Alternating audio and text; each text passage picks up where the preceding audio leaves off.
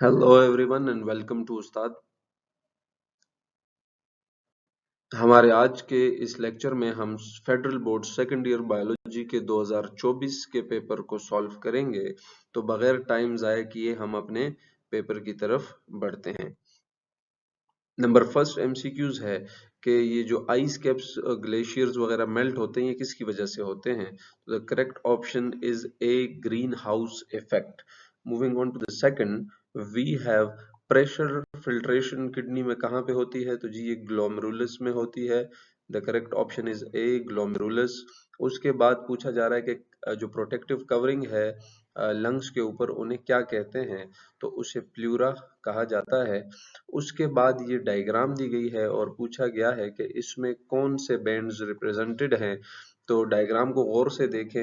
ये जो फर्स्ट है हमारे पास ये है आई बैंड, और उसके बाद जो सेकंड है हमारे पास ये है ए बैंड, और ये जो लाइन है ये हमें जेड लाइन दिखाई गई है।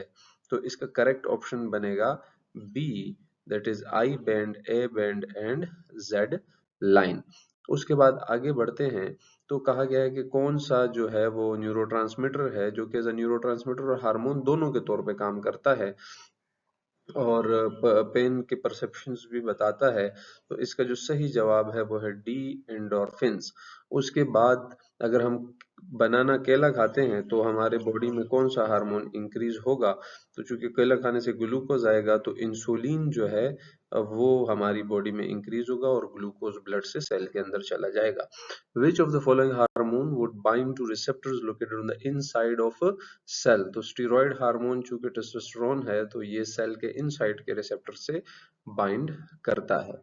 उसके बाद यहाँ पे डायग्राम दी गई है और पूछा गया है कि इसमें कौन से रीजन में जाइगोट बनता है। तो अब सबको पता है कि जो फर्टिलाइजेशन होती है वो upper half of the fallopian tube में होती है। तो इसका जो सही जवाब है वो है ए, यानी कि रीजन नंबर 1 फेलोपियन ट्यूब के अंदर जाइगोट बनेगा।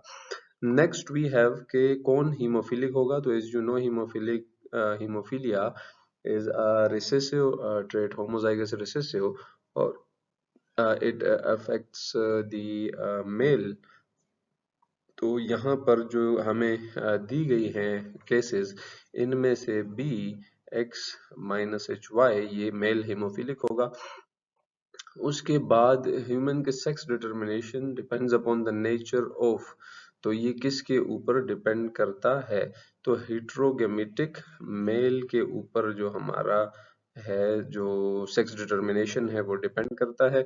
नेक्स्ट वी हैव के जी मॉलिक्यूलर बायोलॉजी कैसे एविडेंस ऑफ एवोल्यूशन देगा, तो comparison of genes and proteins जब स्पीशी में कंपेयर करते हैं तो ये मॉलिक्यूलर बायोलॉजी का रोल है एवोल्यूशन के बारे में। The cause of acid rain is, acid rain किसकी वजह से होता है जी, ऑक्साइड्स ऑफ नाइट्रोजन और सल्फर की वजह से होता है। Next we have the enzyme used to isolate gene from DNA is, तो आइसोलेशन के लिए हमारे पास रिस्ट्रिक्शन एंडोन्यूक्लिएजेस इस्तेमाल होते हैं, ये जेनेटिकली मॉडिफाइड ऑर्गेनिज्म बनाने के लिए यूज होते हैं।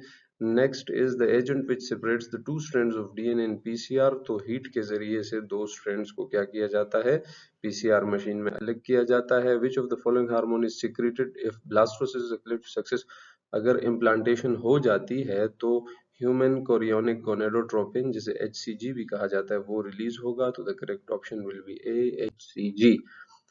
Next we have the construction of intricate web by spider is an example of, तो ये इंस्टिंक्ट है, बाय बर्थ होता है, मकड़ी को कोई जाल बुनना नहीं सिखाता, तो the correct option is B. Next we have phosphodiester bond is, तो फास्फोडाइस्टर बॉन्ड इनमें से कौन सा है, तो it is B, COP and NOC। इसके साथ ही हमारा ये पेपर सॉल्व होता है। थैंक यू सो मच, शुक्रिया। और अगर आप इस चैनल पे नए हैं तो प्लीज़ सब्सक्राइब और चैनल। Thank you.